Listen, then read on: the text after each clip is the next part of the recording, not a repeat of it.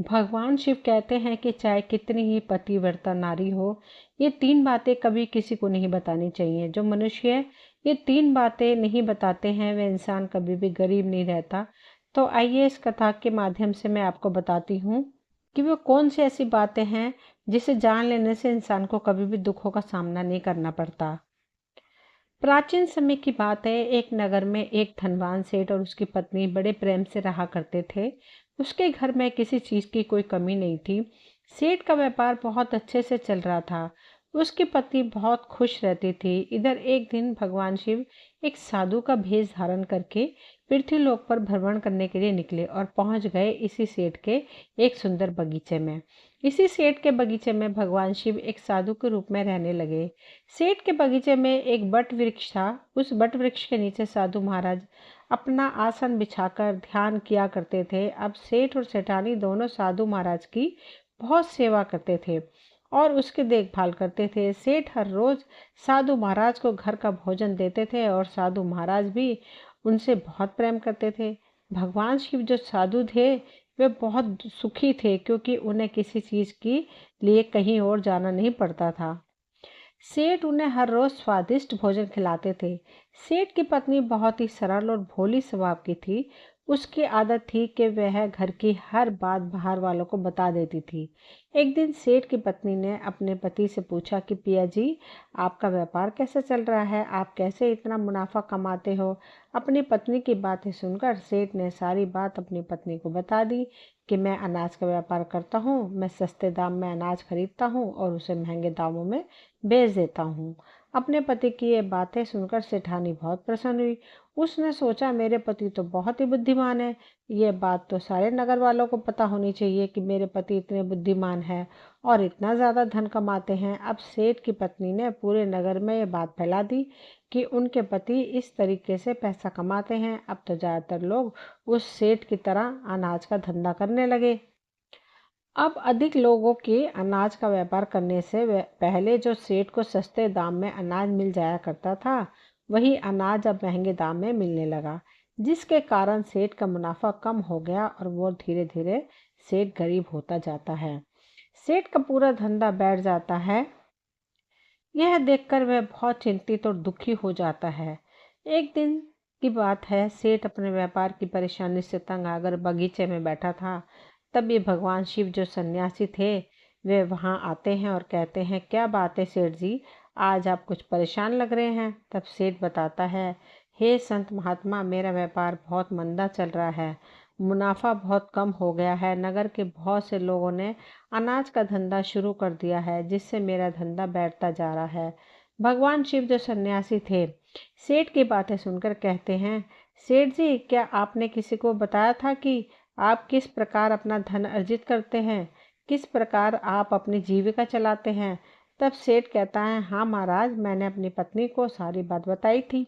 वह मुझसे पूछ रही थी कि आप इतना धन कैसे कमाते हैं। तब मैंने उसे बताया था कि मैं अनाज का व्यापार करके धन अर्जित करता हूँ। साधु महाराज को सारी बात समझ में आ जाती है। साधु महाराज कहते हैं कि सेठ जी, आपने बहुत बड़ी गलती कर दी है। आपको सेठानी जी से ये बात नहीं करनी चाहिए थी, नहीं बतानी चाहिए थी। आज मैं आपको एक कहानी सुनाता हूँ और इस कहानी के माध्यम से बताऊंगा कि चाहे कितना भी गरीब इंसान हो, ये 3 बातें कभी किसी को नहीं बतानी चाहिए। इससे गरीबी आपके आसपास भी नहीं भटकेगी। अब साधु जो भगवान शिव थे, वे अपनी कहानी प्रारंभ करते हैं। सन्यासी कहते हैं कि सेठ जी, एक समय की बात है, एक नगर में एक गरीब आदमी रहता था। वह इतना गरीब था कि अपने परिवार के लिए ठीक से भोजन भी नहीं जुटा पाता था। फिर सन्यासी कहते हैं, सेठ जी, गरीबी मनुष्य के लिए एक बहुत ही मुसीबत की घड़ी होती है, क्योंकि बिना धन के गृहस्थी और घर चलाना बहुत ही मुश्किल होता है। फिर सन्यासी आगे कहते हैं, सेठ जी, वह गरीब आदमी जैसे जैसे अपने घर वालों का पेट पाल रहा था, कभी उनको भोजन मिल जाता तो कभी भूखे पेट ही सोना पड़ता था। एक दिन उसकी पत्नी ने कहा कि देखो, हमारे पास तो धन ही नहीं है। सुबह को खा लें तो शाम की उम्मीद नहीं है, शाम को खा लें तो सुबह की उम्मीद नहीं है। आखिर ऐसा कब तक चलेगा? मैं जैसे तैसे करके घर चला लूंगी, लेकिन आप धन कमाने के लिए परदेश चले जाइए। इस प्रकार से हमारे परिवार का गुजारा नहीं चलेगा। मनुष्य के पास चाहे कितना ही धन हो, लेकिन अगर उसके पास कोई काम नहीं है तो वह धन भी बेकार है। अगर हम कुछ नहीं करेंगे तो अपने बच्चों को कैसे पालेंगे? भूखे मरने से अच्छा है कि किसी छोटी मोटी मजदूरी ही कर ले। अब पत्नी के बार बार कहने पर वह गरीब आदमी धन कमाने की आस लेकर घर से निकल पड़ा। वह जंगलों के रास्ते से परदेश के लिए रवाना हुआ। चलते चलते वह एक जंगल में पहुंच गया। दूर की यात्रा तय करके जा रहा था, बेचारा थक चुका था। तो उसने देखा कि आगे एक छायादार बरगद का पेड़ है। उस पेड़ शीतल छाया देखकर वह बेचारा गरीब आदमी उस पेड़ के नीचे बैठकर आराम करने लगा। साधु महाराज आगे कहते हैं, सेठ जी, वह गरीब आदमी उस बरगद के पेड़ के नीचे आराम से लेटा हुआ था। तभी उसने देखा कि कहीं से एक सांप आया और वह सांप उस पेड़ पर चढ़ गया। गरीब आदमी उस सर्प को गौर से देख रहा था। सोचने लगा कि यह सर्प इस बरगद पर क्यों चढ़ रहा है और अब क्या करेगा। तभी उसने देखा कि उस पेड़ की डाल पर तोता का घोंसला था। घोंसला में तोता और मैना के बच्चे रखे हुए थे। सर्प को देखकर तोता और मैना के बच्चे डर के मारे चिल्लाने लगे। वह गरीब आदमी देखते ही समझ गया कि यह सर्प इन बच्चों को खाने आया है। सोचने लगा कि मैंने तो इन बच्चों को देख लिया है, अगर अब मैं इन्हें नहीं बचाता हूँ तो मुझे बहुत पाप लगेगा। बच्चे तो बच्चे ही होते हैं, चाहे वे इंसान के हो या किसी पक्षी के। बच्चों की हमेशा रक्षा करनी चाहिए। उधर तभी वह गरीब आदमी उठता है और फटाफट बरगद के पेड़ पर चढ़ जाता है। उसने सर्प को मार दिया और नीचे फेंक दिया। फिर उसी बरगद के पेड़ के नीचे आकर लेट गया। तोता और मैना के बच्चे अपनी रक्षा करने वाले उस गरीब आदमी को मनी मन बहुत दुआएं देने लगे। कुछ समय बाद तोता और मैना अपने बच्चों के पास आते हैं। अपने माता पिता को पास आया देखकर उनके बच्चे बहुत खुश होते हैं और उन्हें पूरी घटना बताते हैं कि आज इस वृक्ष के नीचे जो इंसान लेटा है वह हमारे लिए देवदूत बनकर आया है। हमें खाने के लिए एक भयंकर सर्प आया था और इस इंसान ने उस भयानक सर्प को मारकर हमारे प्राण बचाए। अगर यह इंसान उस सर्प को नहीं मारता तो आज हम घोंसले में जीवित नहीं होते। इसका हम पर बहुत बड़ा एहसान हो गया है। अपने बच्चों के मुख से उस मुसाफिर की प्रशंसा सुनकर तोता और मैना बहुत खुश होते हैं। पास पहुंच जाता है और कहता है, हे मनुष्य, तुमने आज हमारे बच्चों की जान बचाकर हम पर बड़ा उपकार किया है। आप कौन हैं और कहाँ जा रहे हो? तोता की बात सुनकर वह गरीब आदमी कहता है, मैं एक गरीब आदमी हूँ और धन कमाने के लिए परदेश जा रहा हूँ। सफर का थका हुआ हारा था तो इस बरगद की छाया में बैठकर आराम करने लगा। तब मैंने देखा कि एक सर्प तुम्हारे बच्चों को खाने के लिए तुम्हारे घोंसले के पास जा रहा था। मैंने उसे मार डाला। फिर तोता कहता है, भाई, तुमने हम पर बहुत बड़ा उपकार किया है। संसार में सबसे बड़ी खुशी बच्चों से होती है। बच्चों से अधिक प्रिय तो किसी को कोई नहीं होता। आप भी तो धन कमाने अपने बच्चों के लिए ही जा रहे हैं। अब अपने हमारे बच्चों की जान बचाइए तो हम आपके बच्चों की भूख मिटाना चाहते हैं। आगे वह तोता कहता है, देखो भाई, हम दोनों पति पत्नी हमेशा कीमती मोती चुगते हैं और हमने सुना है ये मोती मनुष्य के लिए बहुत मूल्यवान होते हैं। हाँ, तुम्हें कुछ मोती देते हैं, तुम इन्हें बेचकर बाजार से कुछ खाने पीने का सामान ले आओ और आज से तुम यहीं रहकर अपने बच्चों की देखभाल करते रहना। हम तुम्हें इसी तरह से रोज कीमती मोती लाकर देते रहेंगे। उस तोता की बात सुनकर वह गरीब आदमी खुश हो गया। सोचता है कि अगर हमें यही धन मिलेगा तो हम बाहर क्यों जाएंगे। वह गरीब आदमी तोता से कुछ मोती लेकर बाजार गया और अपने खाने पीने का सामान खरीद लाया और उस वृक्ष के नीचे उसने एक झोपड़ी बना ली और वहीं रहने लगा और तोता मैना के बच्चों की देखभाल करने लगा। अब तो तोता और मैना निश्चित हो गए कि उन्हें उनके बच्चों की रक्षा करना बड़ा वाला मिल गया है। तोता और मैना शाम को लौटकर आते थे। अपने बच्चों को घोंसले से सुरक्षित देखकर वे बहुत खुश होते थे और उस गरीब आदमी का धन्यवाद करते और उसे कुछ मोती लाकर दे दिया करते थे।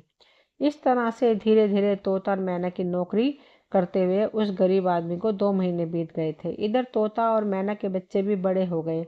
अब उस गरीब आदमी को अपनी पत्नी और बच्चों की याद आने लगी। एक दिन उसने तोता से कहा कि अब हमारे बच्चे उड़ने के काबिल हो गए हैं। अब तुम अपनी पत्नी और बच्चों को देखो और जब कभी तुमसे हमसे मिलने का मन हो तो इसी स्थान पर आ जाना। इतना कहकर तोता और मैना उस गरीब आदमी को ढेर सारे मोती दे देते हैं और अब वह मोतियों को अपने साथ लेकर अपने घर पहुंच जाता है।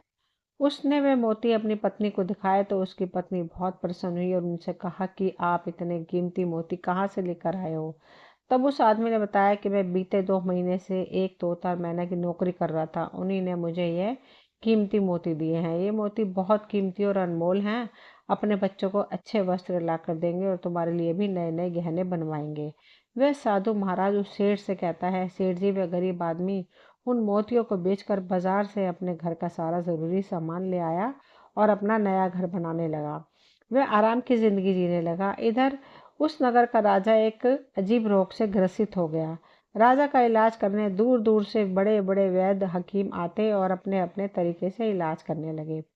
एक वैद्य ने कहा, महाराज आपकी इस बीमारी की दवा के लिए हमें तोते के बच्चे का मांस की जरूरत है, जिससे हम दवाई बना सकें।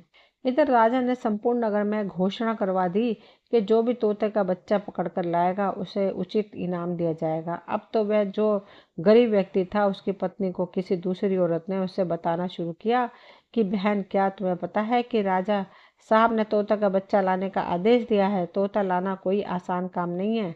जब गरीब आदमी की पत्नी ने सुना कि राजा साहब बीमार हैं और उन्होंने घोषणा की है कि जो कोई उन्हें तोते का बच्चा ला कर देगा उसे सोने के सिक्कों से माला माल कर देंगे। यह सुनकर उस गरीब आदमी की पत्नी ने कहा कि मेरे पति तो 2 महीने तोता और मैना की नौकरी करके आए हैं। वह 1 महीने के बाद अपने घर चली गई। नगर की स्त्रियों ने उसकी बात सुनी और अपने पतियों से बताए। धीरे धीरे राजा ने भी सुना कि उनके राज्य में एक व्यक्ति है जो तोता और मैना के पास नौकरी करके आया है। राजा ने अपने सैनिकों को आदेश दिया कि उस आदमी को पकड़कर लाया जाए। सैनिक उस व्यक्ति को राजा के पास लेकर गए। राजा ने उस व्यक्ति से कहा, तुम हमें एक तोते का बच्चा लाकर दो, हम तुम्हें मुंह मांगा इनाम देंगे। यह सुनकर आदमी घबरा गया और बोला, महाराज आप मेरे प्राण ले लो, पर मैं आपको तोते का बच्चा लाकर नहीं दे सकता। मैंने तो उनकी जान बचाई थी, एक रक्षक भक्षक कैसे बन सकता है। उसके इनकार करने पर राजा बहुत नाराज हुए और बोले, अगर तुमने हमारी बात नहीं मानी और तोते का बच्चा लाकर नहीं दिया तो हम तुम्हारी पत्नी और बच्चों को मरवा देंगे। आगे भगवान शिव रूपी वह साधु महाराज कहता है कि मनुष्य सबसे ज्यादा कमजोर तब पड़ता है जब उसके बच्चों की सुरक्षा की बात आती है। ऐसे में वह कुछ भी करने को मजबूर हो जाता है। वह व्यक्ति बहुत घबरा गया। उसने सोचा कि अब मुझे किसी भी तरह तोते का बच्चा लाकर राजा को देना ही होगा। वह घर आया और अपनी पत्नी को डांटने लगा कि तुमने ये क्या कर दिया, तुम्हें बिल्कुल भी समझ नहीं है हम क्या करते हैं और कहाँ जाते हैं। तुमने ये बातें नगर की स्त्रियों से क्यों कही। धीरे धीरे वह बात राजा तक पहुंच गई। अब बताओ मैं क्या करूं। उस तोता और मैना ने हमें नया घर और पहनने को अच्छे वस्त्र दिए, मैं उनके साथ गद्दारी कैसे कर सकता हूँ। तुमने ये बात उन महिलाओं को बताकर बहुत बड़ी भूल की है। वह व्यक्ति अपनी पत्नी को समझाते हुए कहता है कि देखो, अपने घर की कुछ बातें दूसरों से कभी नहीं करनी चाहिए। पहली बात है, आपके घर में कितना धन है और आपकी कमाई का स्रोत क्या है, ये बातें दूसरों से कभी नहीं बतानी चाहिए। दूसरी बात, घर में आपसी प्रेम की बातें, पति पत्नी के प्रेम की बातें बाहर वालों के सामने नहीं करनी चाहिए।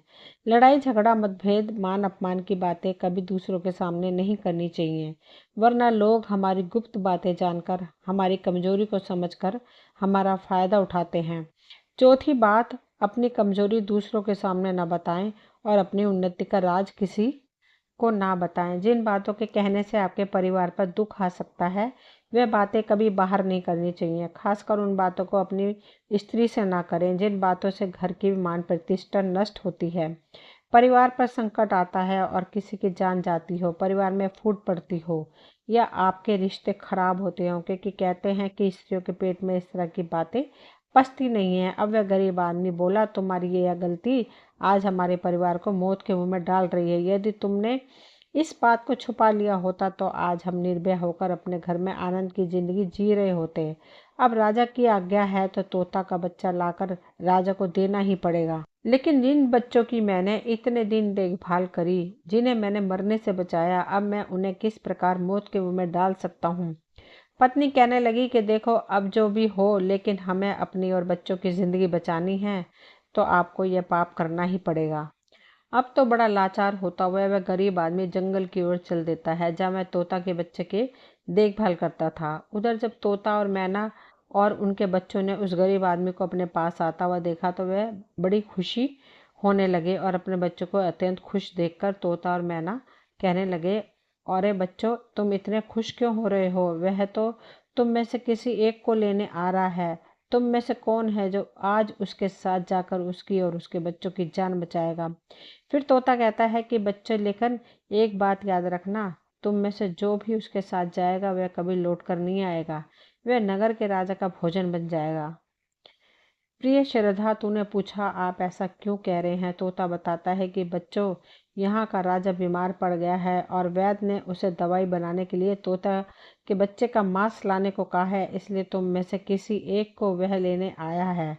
यदि तुम में से कोई उसके साथ जाने को तैयार है तो वह जा सकता है। तभी उनमें से एक बच्चा कहने लगा कि उस आदमी ने ही हम सबकी ज़िंदगी बचाई है और आज वह आदमी बहुत बड़ी मुसीबत में है। ऐसे में हमें भी उसकी मदद करनी चाहिए, चाहे हमारी जान ही क्यों न चली जाए, लेकिन हम उसके साथ ज़रूर जाएंगे। उधर वह आदमी उस बरगद के वृक्ष के नीचे आता है और तोता मैना से अपना दुख बताता है।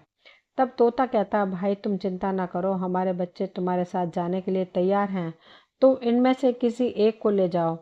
अब वह गरीब आदमी उनमें से एक तोता के बच्चे को लेकर लौट आता है और राजा को ले जाकर दे देता है। राजा उस तोते के बच्चे को एक पिंजरे में बंद करता है और अपने नौकर को रखने के लिए कहता है। राजा कहता है कि कल वैद्य को बुलाकर इसे वैद्य को दे देंगे, जिससे वैद्य दवाई बना सके।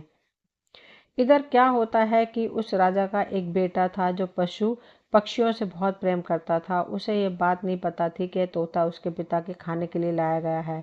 वह अपने मित्रों के साथ उसी जगह पर खेल रहा था जहां तोते का बच्चा पिंजरे में कैद था। राजकुमार ने जब एक सुंदर तोते को पिंजरे में बंद देखा तो उसके साथ खेलने लगा।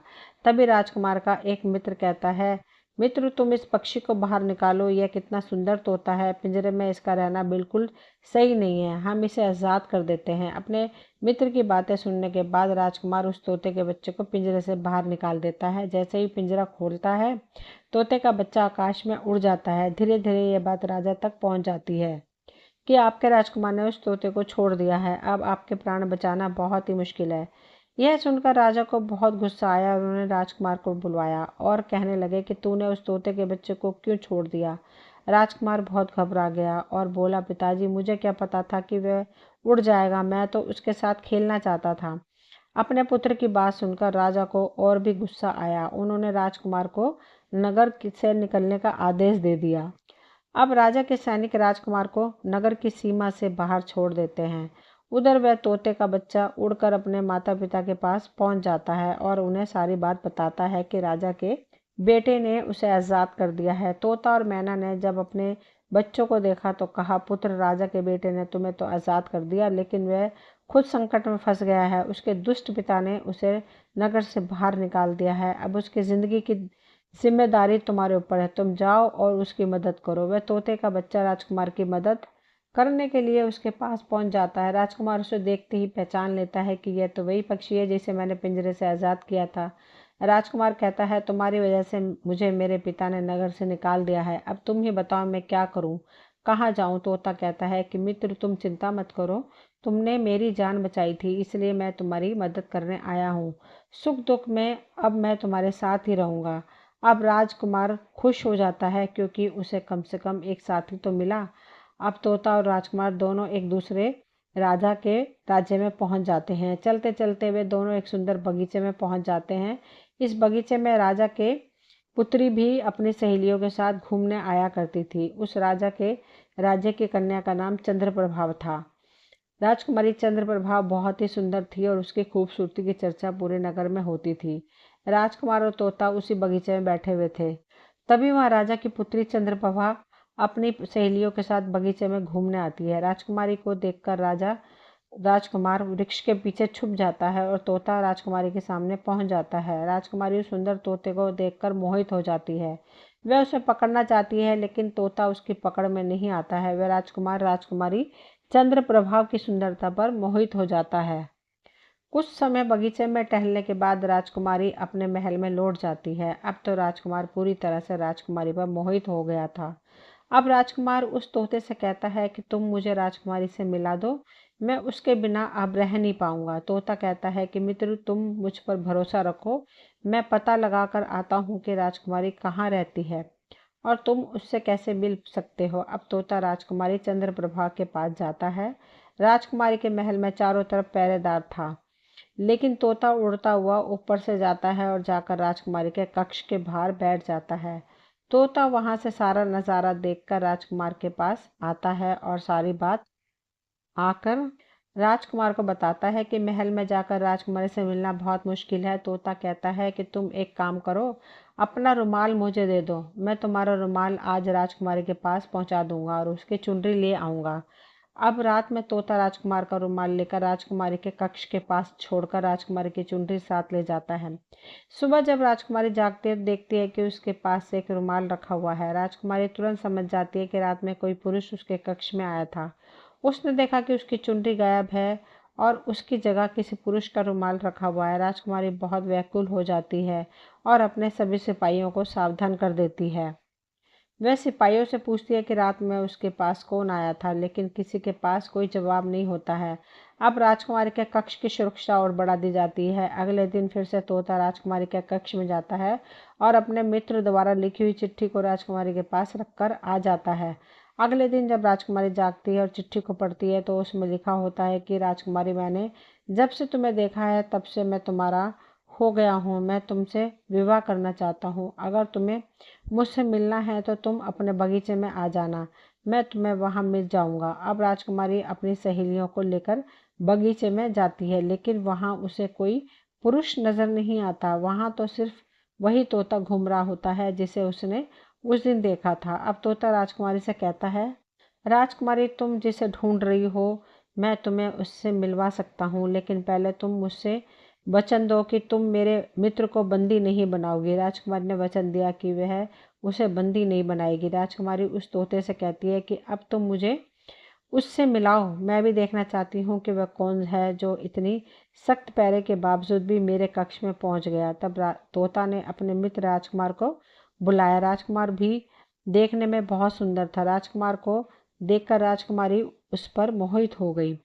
राजकुमारी ने उस राजकुमार से की पूछा, तुम कौन हो और इतने कड़े पहरे के बाद भी तुम मेरे कक्ष तक कैसे पहुंच गए। राजकुमार ने कहा, जब दिल में प्रेम हो तो कोई भी कार्य असंभव नहीं होता है। जब से मैंने तुम्हें देखा है तब से मैं तुमसे प्रेम करने लगा हूँ और तुमसे विवाह करने की इच्छा रखता हूँ। जब राजकुमारी ने पूछा कि तुम कौन हो और कहाँ से आए हो, तब राजकुमार ने अपनी पूरी राम कहानी उसे सुना दी। राजकुमार की कहानी सुनने के बाद राजकुमारी के मन में उसके लिए सहानुभूति हो गई। अब तो रोज राजकुमारी चंद्रप्रभा उस राजकुमार से मिलने उस बगीचे में आया करती थी। एक दिन राजकुमारी ने कहा, राजकुमार, मेरे पिता तुम्हारे साथ मेरा विवाह कभी नहीं करेंगे, इसलिए मैं तुम्हारे साथ भाग चलती हूँ और कहीं दूसरी जगह चलकर हम अपना विवाह कर लेंगे और आनंद पूर्वक रहेंगे। राजकुमारी उस राजकुमार के साथ घोड़े पर सवार होकर भाग जाती है और काफ़ी दूर जाने के बाद एक झोपड़ी बनाते हैं और विवाह करके दोनों साथ रहने लगते हैं। दोनों को रहते हुए रहते बहुत समय बीत जाता है और वह तोता भी उन्हीं के साथ रहता है। अब साधु महाराज उस सेठ से कहते हैं, सेठ जी, एक दिन वह तोता उस राजकुमार से कहता है कि मित्र, अब आप अपने घर चले जाइए। अब आपके पिता का गुस्सा भी शांत हो चुका होगा। अब आपके पिता आपसे कुछ नहीं कहेंगे। जब वह आपको अपनी बहू के साथ देखेंगे तो वह आपको माफ़ कर देंगे। उस तोते की बात सुनकर वह दोनों राजकुमार और उसकी पत्नी अपने घर के लिए चल देते हैं। चलते चलते रास्ते में एक नदी पड़ती है। उस नदी पर एक नाविक नाव चलाता था। राजकुमार अपनी पत्नी को लेकर नाव में बैठ जाता है। जैसे ही नाव नदी के बीच में पहुंचती है तो राजकुमार ने देखा कि एक चूहा बार बार नाव पर चढ़कर आता है, लेकिन वह नाविक उसे हटाकर नदी में गिरा देता है। कई बार उस चूहे को नाविक हटा देता है।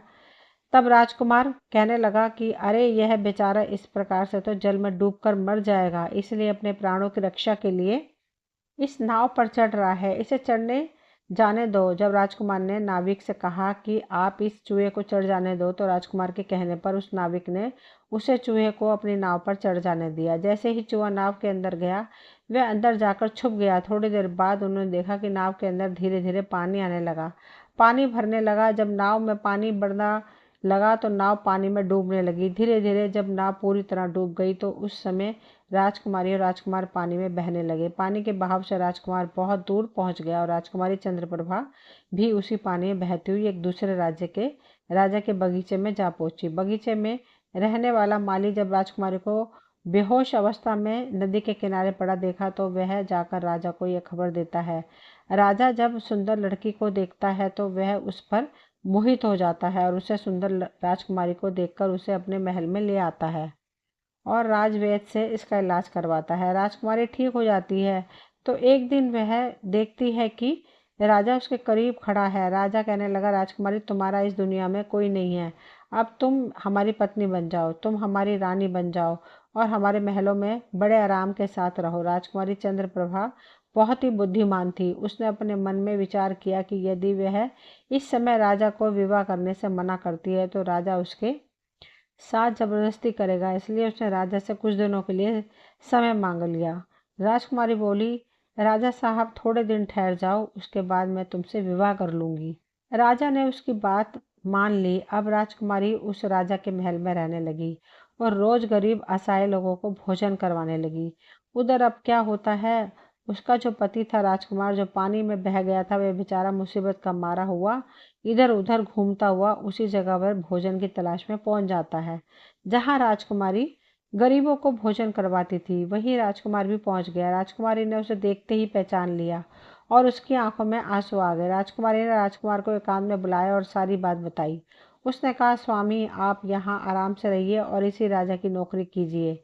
जब हमें मौका मिलेगा तब हम यहाँ से भाग चलेंगे। और राजकुमार उसकी बात से सहमत हो गया और राजा का नौकर बनकर महल में रहने लगा। वह राजकुमारी की सहायता करने लगा और गरीबों को भोजन परोसने लगा। लेकिन राजा को यह नहीं पता था कि राजकुमार उसका पति है। राजा ने उसे अपना नौकर समझता था। इधर एक दिन राजकुमारी चंद्रप्रभा राजकुमार के साथ पक्षियों को दाना चुगा रही थी। एक दिन वही तोता राजकुमारी के यहाँ दाना चुगने आया तो उस तोते ने राजकुमारी को पहचान लिया। राजकुमारी ने तोते को देखा तो उसकी आंखों में आंसू छलक आए। उन्होंने तोते को पूरी कहानी सुनाई कि वे इस राजा के यहाँ फंस चुके हैं और राजा को भी नहीं पता कि वह पति पत्नी है। तब तोता कहने लगा कि हे राजकुमार, आप चिंता मत करो, आज रात राजा के सभी सैनिक सो जाएंगे, तब हम तुम्हें यहाँ से निकालकर तुम्हारे पिता के घर पहुँचा देंगे। जब रात होती है तो राजा के सभी सिपाही गहरी नींद में सो जाते हैं। तब सभी सैनिक सो गए तो इस समय राजकुमारी और राजकुमार रात के अंधेरे में महल से निकल पड़े। राजकुमार अपने पिता के राज्य में पहुंचकर राजकुमार अपनी पत्नी को साथ लेकर अपने पिता के पास पहुंचा। उन्हें देखकर राजकुमार का पिता बहुत प्रसन्न हुआ। उसे अपनी करनी पर पछतावा हुआ। उसे अपने पुत्र को नगर से निकालकर बहुत बुरा किया। वह बार बार अपने पुत्र से क्षमा मांगता है। तब राजकुमार ने बताया कि पिताजी, मेरी रक्षा इस तोते ने की जिसे आप मारना चाहते हैं थे। उसी ने मेरे प्राण बचाए और मुझे शत्रुओं से छुटकारा दिलाया। राजकुमार के मुख से तोते की बात सुनकर राजा बहुत प्रसन्न हुआ और उसी दिन से राजा ने प्रण किया कि आज से हमारे राज्य में कोई भी पशु पक्षियों को नहीं मारेगा और सभी लोग उन्हें दाना देंगे। वह साधु महाराज उस सेठ से कहते हैं कि सेठ जी, इस प्रकार कुछ बातें बताने पर जीवन में घोर संकट आ सकता है, इसलिए ये बातें किसी और को नहीं बताना चाहिए। जिससे अपनी पत्नी को बताया कि आप किस प्रकार धन अर्जित करते हैं और आज आपका व्यापार खतरे में है। सेठ को अपनी गलती का एहसास होता है और वह अपनी पत्नी को समझाते हैं कि तुम इन बातों को किसी को मत बताया करो। दोस्तों, ये कहानी यहीं तक थी। मुझे उम्मीद है आप सभी को पसंद आई होगी। अगर पसंद आई हो तो प्लीज़ चैनल को सब्सक्राइब करें और वीडियो को लाइक शेयर करें। मिलती हूँ अगली कहानी में, तब तक के लिए थैंक यू।